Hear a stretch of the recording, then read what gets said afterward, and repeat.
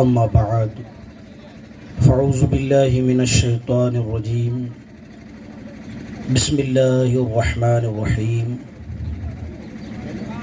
ان کنتم تحبون اللہ فاتبعونی یحببکم اللہ صدق اللہ مولانا العظیم وصدق رسولہ النبی الامین الکریم ونحن علی ذلک لمن الشاہدین والشاکرین والذاکرین والحمد للہ رب العالمین۔ آئیے سب سے پہلے ہم پیارے آقا نبی محترم صلی اللہ علیہ وسلم کی بارگاہ بکس پناہ میں درود و سلام کا نذرانہ عقیدت اور محبت کے ساتھ جھوم جھوم کر پڑھے اللہم صلی علی سیدنا و شفیعنا نبینا و مولانا و ملجانا و موانا محمد صلی اللہ علیہ وسلم کی محمد سے وفا تو نے تو ہم تیرے ہیں، کی محمد سے وفا تو نے تو ہم تیرے ہیں، یہ جہاں چیز ہے کیا لوح و قلم بھی تیرے ہیں۔ عزیزان ملت اسلامیہ، آج کی یہ بابرکت محفل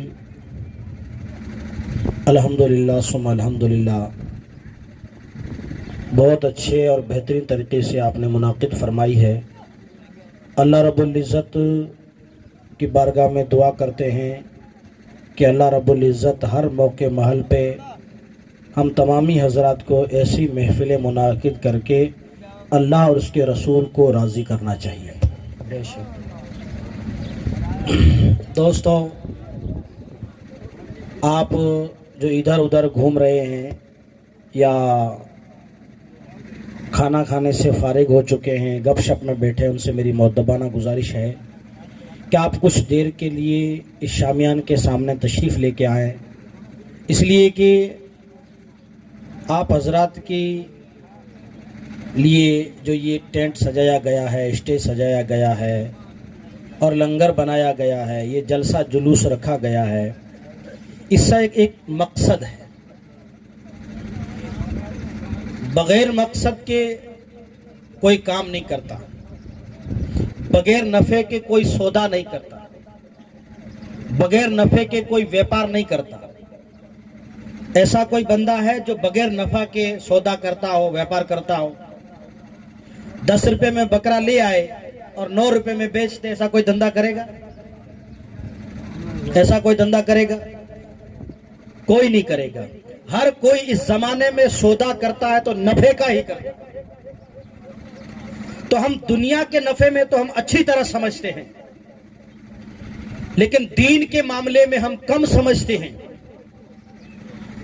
تو دوستو، آج کی جو مجلس جو رکھی گئی ہے، میں نے سنا ہے کہ کسی بھائی صاحب کی بہن کے موکلاوے پہ یا کیا بولتے ہیں اونا پہ یہ مجلس رکھی گئی ہے۔ بیوند لفظ مجھے نہیں آتا ہے، بیوندے پہ یہ محفل رکھی گئی ہے۔ آپ نے آج سے پہلے کئی بیوندے دیکھے ہوں گے، آپ نے رشتہ داروں کو، پریوار والوں کو بلایا، کھانا کھلایا، ہاتھ دھلا کر کے روانہ کر دیا اور بیٹی کو ودا کر دیا، یہی ہوتا ہے نا۔ لیکن اس موقع پر یہ اللہ اور اس کے رسول کی محفل منعقد کیوں کی گئی، اس کا کیا مقصد، کیا وجہ ہے، یہ ہمیں معلوم نہیں۔ آئیے ہم سید باپو غلام حسین شاہ جیلانی سے پوچھتے ہیں کہ یہ تمہارے چاہنے والے اوڑے پہ بچی کو ودا کرنے کے موقع پہ ایسی عالی شان میلاد کیوں منعقد کرتے ہیں؟ انہی سے ہم سوال کریں گے۔ وہ آل رسول ہیں،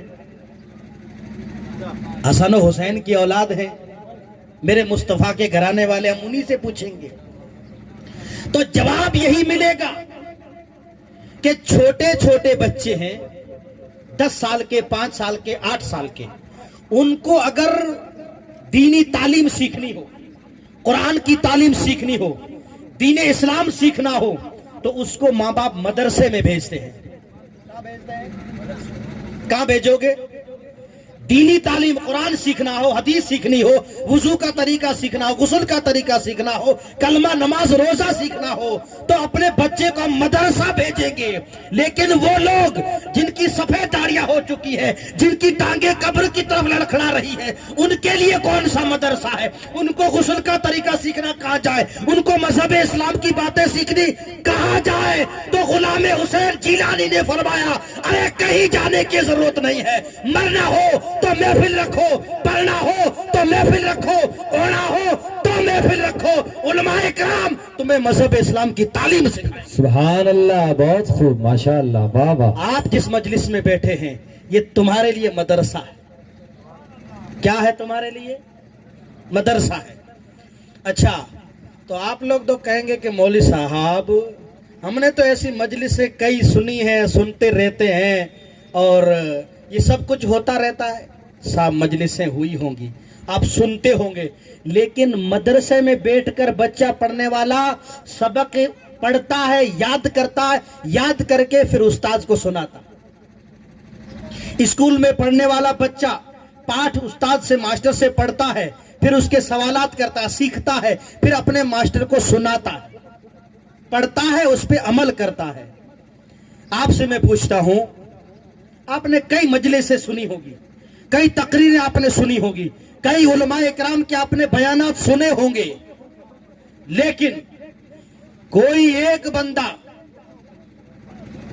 غور سے سننا، میرے بزرگ سن رہے ہیں توجہ سے، ایک بندہ کہہ دے کہ فلاں جگہ پہ کلرا میں یا بینگٹی میں یا فلاں موکھیری میں مجلس تھی، فلاں مولوی صاحب نے تقریر کی، اس میں دین اسلام کی یہ بات کہی تھی اور میں نے اس پر عمل کیا اور آج تک اسی پر میں عمل پیرا ہوں، ایک بندہ اٹھ کے کھڑا کہہ دے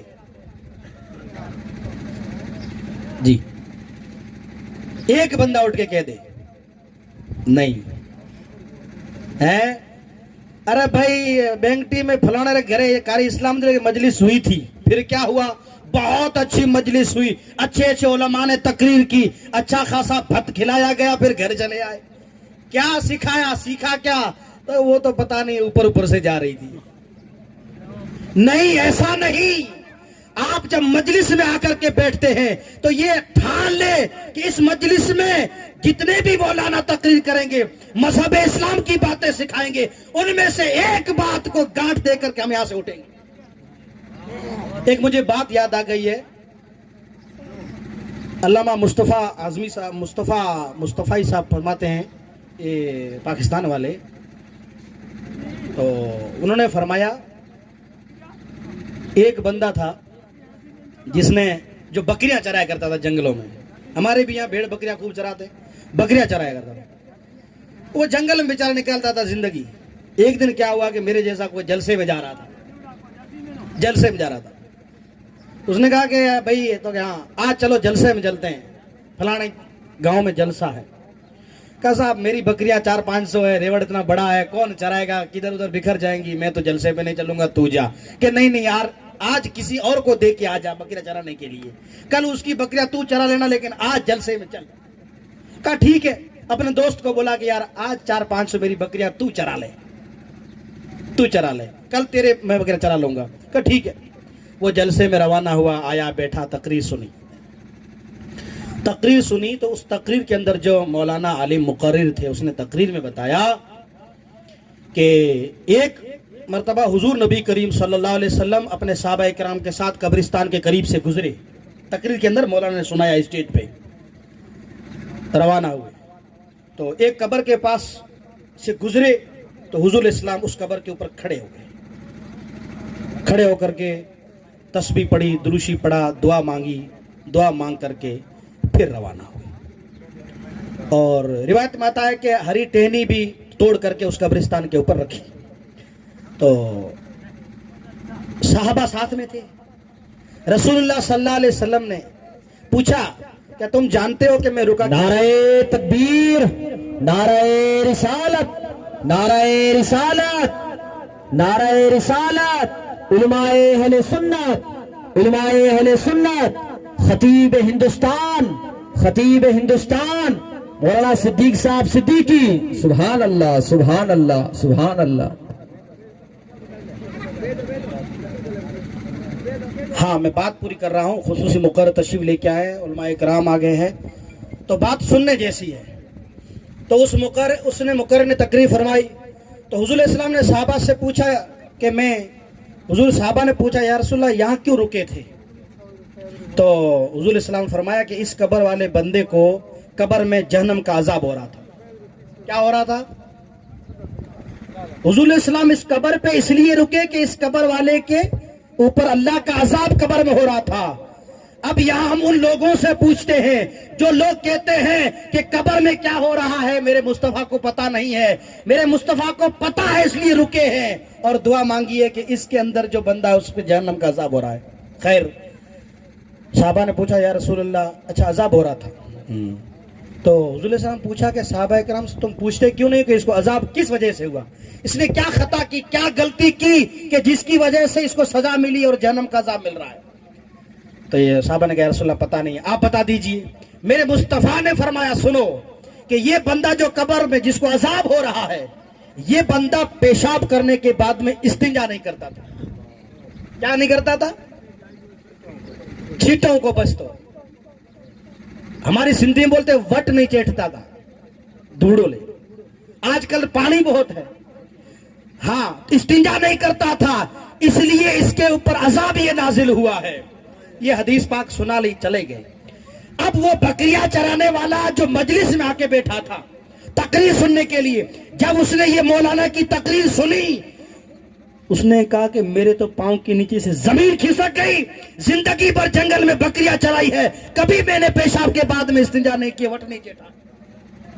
اللہ. خیر، پروگرام ختم ہوا، تقریر پوری ہی ہوئی. وہ وہاں سے نکلا، گھر گیا.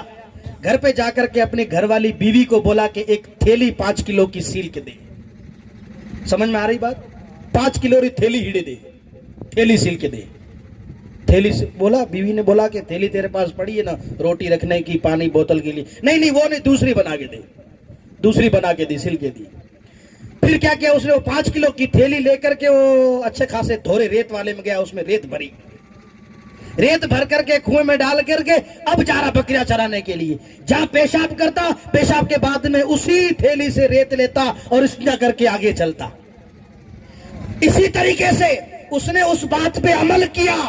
12 مہینے گزر گئے، پھر جلسہ آیا. میرے جیسے نے دعوت دی کہ صاحب آج بکریاں کسی اور کو دے کے آؤ، آج پھر جلسہ سننے چلتے ہیں. کہا بھائی ہار منہ مکے چھوٹی دے، آؤ کو دو ہلا. ارے بھائی تو کیوں نہیں چل رہا ہے؟ کہا نہیں اب مجھے اجازت دو، میں تقریر سننے نہیں چلوں گا. ارے بھائی کیا ہوا؟ تقریر اچھی ہوئی تھی، پروگرام اچھا ہوا تھا، اچھا بھت کھلایا تھا، تو کیوں نہیں چل رہا ہے؟ کہ سب صحیح بات ہے، پہلے جلسے میں تقریر سننے چلا تھا، 5 کلو کا وزن اٹھا کے تھیلی گھوم رہا ہوں، پھر اور کوئی تقریر مولانا سنائیں گے، اب میرے سے تیسری تھیلی نہیں اٹھائی جائے گی، مجھے معاف کر دے. ہنسنے کی بات نہیں ہے، عمل کی بات ہے. ہم تقریر ہزاروں سنتے ہیں مگر کبھی جلسے سے ہم نے یہ عزم مصمم نہیں کیا کہ اس بات پہ آج ہم عمل کر کے اٹھیں گے. اللہ تعالیٰ قرآن میں فرماتا ہے کہ اگر تم خدا سے محبت رکھنا چاہتے ہو، خدا کا قرب چاہتے ہو، تو رسول اللہ سے محبت کرو. وما توفیق الا باللہ. السلام علیکم ورحمۃ اللہ وبرکاتہ.